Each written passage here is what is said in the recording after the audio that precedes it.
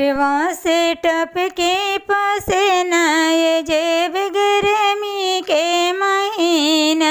सिरवा से टपके पसीना ये जब गर्मी के महीना।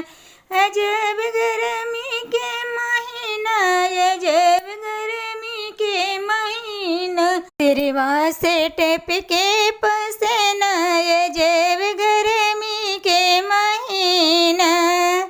मेरा ससुर जी पंखा ले आए। हमारा ससुर जी पंखा ले आए। पंखा ले आए हो पंखा ले आए। सासू झपटे के छीना जब गर्मी के महीना।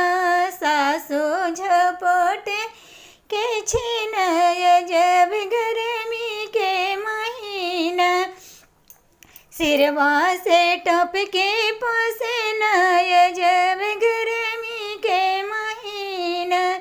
हमारा भाई सोरे जी कूलर ले आए। कूलर ले आए हो कूलर ले आए। हमारा भाई सोरे जी कूलर ले आए।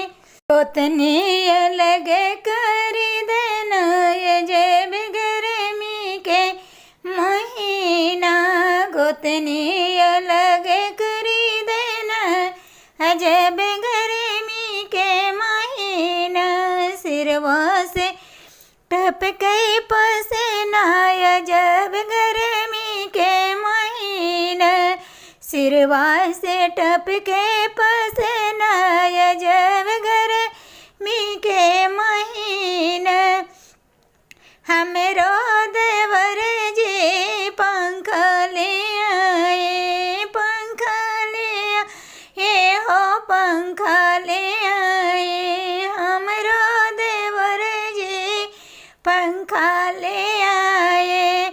गोतनी झोपटे के छीना जब गर्मी के महीना। गोतनी झोपटे के छीना जब गर्मी के महीना। सिरवा से टपके पसीना जब गर्मी के महीना।